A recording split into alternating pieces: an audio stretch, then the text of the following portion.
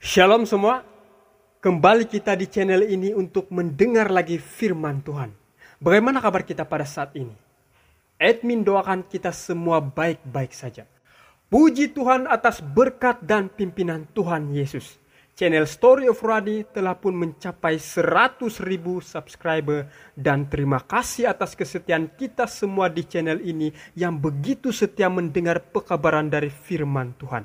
Namun apa yang penting adalah kita harus bersyukur karena dapat mendengar firman Tuhan yang adalah satu-satu kebenaran yang diilhamkan Allah, yang dapat mengajar, menyatakan kesalahan, memperbaiki kelakuan dan mendidik orang dalam kebenaran. Amin.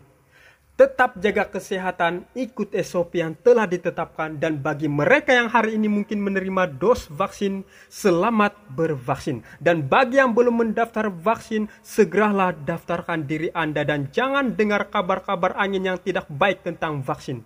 Terima vaksin maka Anda melindungi diri dan lindungi semua. Kita terus doakan agar masalah yang melanda dunia pada ketika ini akan segera berakhir.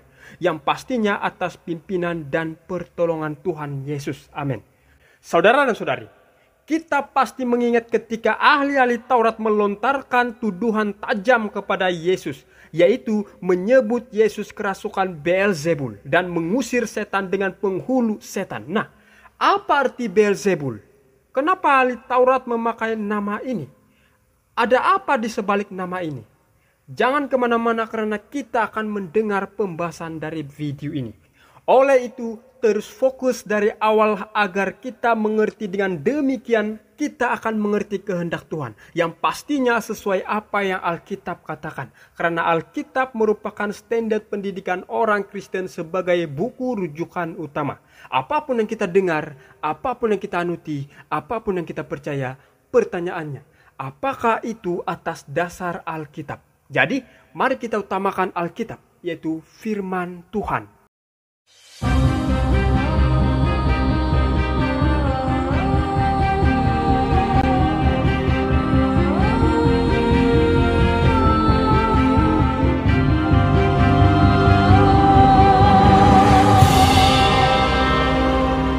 Kemudian Yesus masuk ke sebuah rumah, maka datanglah orang banyak berkerumun pula, sehingga makan pun mereka tidak dapat.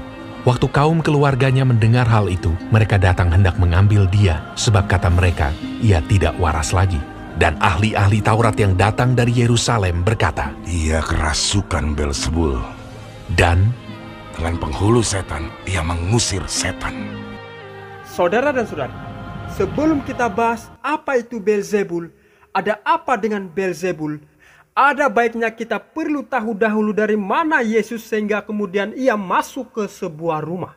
Sebelum peristiwa ini terjadi, Yesus berada di daerah perbukitan di sebelah barat Danau Galilea, di mana Yesus ketika mengasingkan diri dari rombongan banyak itu yang terdapat dalam ayat 7, dan sementara dia juga mengasingkan diri dari muridnya untuk menghabiskan sepanjang malam dalam doa di kawasan perbukitan, yakni di kaki bukit itu.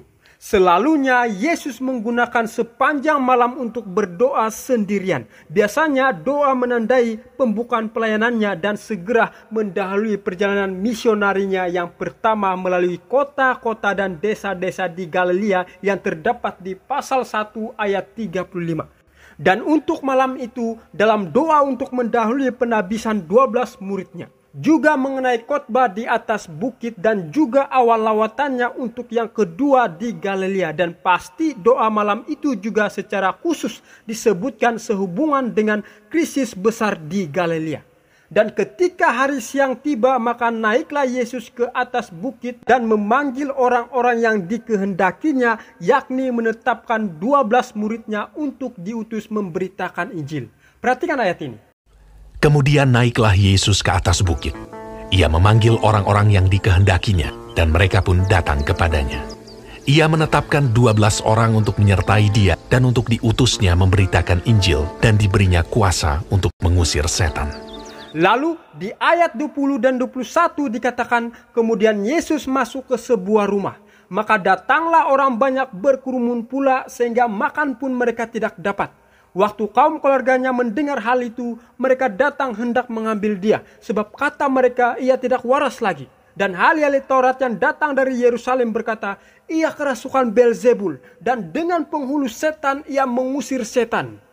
Nah, bila melihat ayat ini, untuk pengetahuan kita, Kitab Markus tidak menyebut penyembuhan orang yang buta dan bisu. Tetapi Markus hanya menuliskan tentang tuduhan para ahli Taurat bahwa Yesus kerasukan Beelzebul dan mengusir setan dengan kuasa setan. Hanya kitab Matius dan Lukas yang menyebutkan penyembuhan orang yang buta dan bisu itu.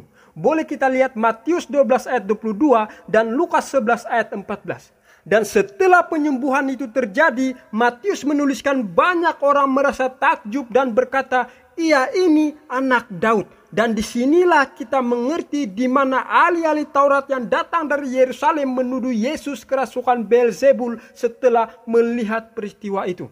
Jadi, Yesus menghadapi banyak penentang selama beberapa tahun pelayanannya di masyarakat. Tidak heranlah jika kemudian para ahli Taurat, orang Farisi, orang Saduki, kaum Herodian, dan lain-lainnya selalu menentang Yesus dan memulai perdebatan. Tetapi jawaban Yesus selalu sangat kuat sehingga Yesus pada akhirnya yang meraih reputasi sementara penentangnya kehilangan hormat dan mendapat malu. Jadi dapat kita lihat Tuhan Yesus merupakan dasar segenap upacara serta peraturan keagamaan bangsa Israel itu malah dipandang sebagai musuh dan pembinasa. Tuhan Yesus telah mengumumkan hukum di Sinai malah dipersalahkan sebagai seorang pelanggar. Tuhan Yesus yang telah datang untuk menghancurkan kuasa setan malah dituduh sebagai Beelzebul. Waktu ini tiada seorang pun yang telah mengerti akan dia. Dan sepanjang masa kerjanya itu ia harus berjalan seorang diri. Namun yang mengejutkan adalah keluarga dekat Yesus sendiri justru mencoba mempermalukan dia. Oleh karena tindakan Yesus dianggap mengurangi kehormatan mereka dan nama baik mereka. Ketika Tuhan Yesus mengajar orang banyak, kaum keluarganya malah datang hendak mengambil dia. Sebab kata mereka ia tidak waras lagi. Nah, mungkin kita bertanya, siapakah keluarga dekatnya itu? Maka Markus 3 ayat 31 memberitahu kita bahwa ibu dan saudara-saudara Yesus. Lalu ayat itu juga menuliskan bahwa ahli-ahli Taurat itu datang dari Yerusalem. Ini kemungkinan adalah beberapa mata-mata yang mengikuti jejak Yesus selama pelayanan Yesus di Galilea. Dan kemungkinan mata-mata ini dibawa perintah Sanhedrin untuk mengamati dan melaporkan tentang Kristus. Pada suatu hari ketika Yesus mengajar, ada beberapa orang Farisi dan ahli Taurat duduk mendengarkannya. Mereka datang dari semua desa di Galilea dan Yudea dan dari Yerusalem. Kuasa Tuhan menyertai dia sehingga ia dapat menyembuhkan orang sakit.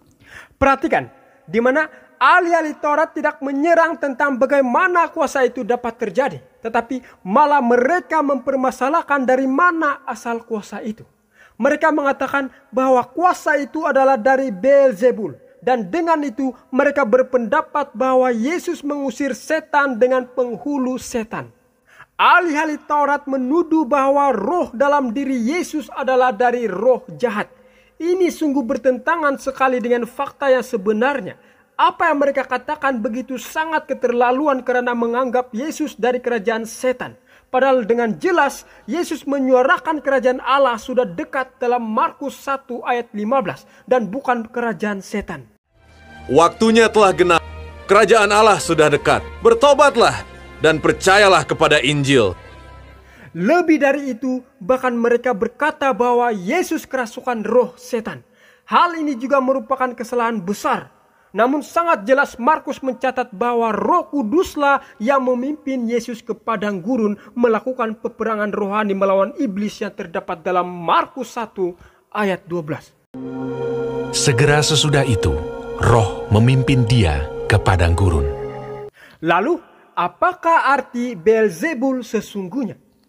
Beelzebul atau dalam terjemahan King James Version adalah Beelzebub. Diadopsi oleh Saint Jerome untuk Vulgata Latin dan kemungkinan dari sana diambil alih oleh para penterjemahan King James Version.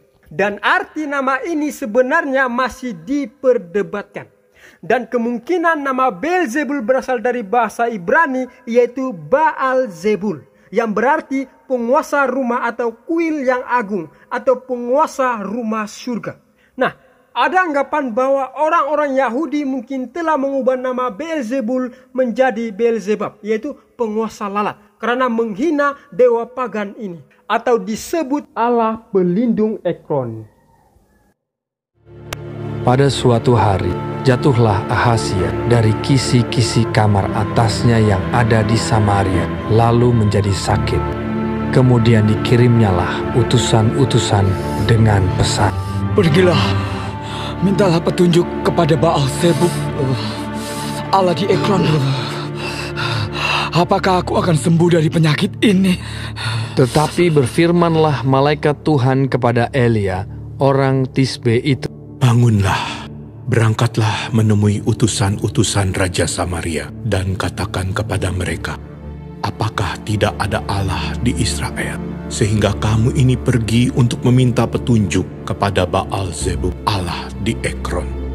Berkatalah Elia kepada raja, "Beginilah firman Tuhan. Oleh karena engkau telah mengirim utusan-utusan untuk meminta petunjuk kepada Baal Zebub Allah di Ekron, seolah-olah tidak ada Allah di Israel untuk ditanyakan firman-Nya. Maka sebab itu engkau tidak akan bangun lagi dari tempat tidur di mana engkau berbaring, sebab engkau pasti akan mati." Jadi dapat disimpulkan Baal Zebub dalam perjanjian lama adalah yang disembah di Ekron, di mana ia memiliki orakel yang terkenal yang terdapat dalam kitab 2 Raja-Raja 1 ayat 2, 3, dan 16. Nama ini umumnya diterjemahkan sebagai penguasa lalat. Dewa matahari yang dikaitkan dengan lalat yang berkerumun di Palestina selama bulan-bulan awal musim panas. Hal ini ditemukan dalam prasasti Asyur. Dalam perjanjian baru pula nama tersebut mengambil bentuk Beelzebul. Dalam Authorized Version Beelzebub. Baal Zebub halaman 346. Di zaman perjanjian baru, istilah ini menjadi padanan kata untuk iblis dan malah Yesus dituduh kerasukan Beelzebul dan dengan penghulu setan mengusir setan ketika Yesus menyembuhkan orang tersebut. Lalu Yesus berkata dalam perumpamaan, bagaimana iblis dapat mengusir iblis? Pertanyaan yang bijak dari Tuhan Yesus sangat menjebak para ahli Taurat. Artinya, bagaimana bisa iblis dapat mengusir iblis kan? Masa iblis memberontak melawan dirinya sendiri? Udah jelas yang merasuki orang itu adalah perbuatan iblis. Gak masuk akal jika Yesus mengusir dengan kuasa iblis pula kan? Itu sebab Yesus berkata dalam Matius 12 ayat 28, Tetapi jika aku mengusir setan dengan kuasa roh Allah, maka sesungguhnya kerajaan Allah sudah datang kepadamu. Kristus memberikan peringatan yang mengerikan untuk tidak mengucapkan kata-kata berbahaya seperti itu. Juru selamat menggunakan ilustrasi tentang merompak rumah untuk membantah ahli-ahli Taurat itu. Dan demikian ahli-ahli Taurat itu telah menghujat Roh Kudus. Yesus berkata semua dosa dan hujat anak manusia akan diampuni, tetapi apabila seorang menghujat Roh Kudus, ia tidak dapat diampuni selama-lamanya, melainkan bersalah karena berbuat dosa kekal. Nah, dalam Markus 3 ayat 29, Yesus memberikan pernyataan, tetapi apabila seorang menghujat Roh Kudus, ia tidak dapat ampun selama-lamanya, melainkan bersalah karena berbuat dosa kekal. Kata menghujat pada bagian ini menjadi hal yang penting untuk diselidiki. Jika dilihat dari bahasa Inggris, kata menghujat adalah blaspheme. Dan terjemahan ini mirip dengan kata dasar dalam bahasa Yunani, yaitu blasphemeo, yang secara umum dapat diartikan sebagai merendahkan, mencemarkan nama orang, dan memfitnah. Pengertian mengenai kata ini dibagi lagi dalam masalah objek yang dikenai. Dan jikalau dimengerti, maka makna penghujatan melawan Roh Kudus adalah penolakan secara sadar dan sengaja dari kekuatan dan anugerah Allah diberikan melalui perkataan dan tindakan Yesus. Dari perkataan ini merujuk pada ahli-ahli Taurat yang berusaha menjatuhkan Yesus dengan kalimat penghujatan. Pelajaran yang kita dapat dari kisah ini adalah melalui Roh Kudus Allah mengadakan hubungan dengan manusia, dan jika ada yang dengan sengaja menolak alat ini dan menyatakannya sebagai alat setan, maka otomatis telah memutuskan saluran komunikasi satu-satunya antara jiwanya dengan surga. Allah bekerja melalui pernyataan rohnya untuk menegur dan meyakinkan orang yang berdosa. Dan jikalau perkataan roh itu akhirnya ditolak, maka tidak ada lagi yang dapat diperbuat Allah bagi jiwa kita. Sumber yang terakhir dari rahmat ilahi telah digunakan. Orang-orang yang melanggar itu telah memutuskan diri dari Allah, dan dosa tidak mempunyai obat untuk menyembuhkan dirinya. Bertemu lagi kita di pelajaran berikutnya. Tuhan Yesus memberkati kita semua. Amin.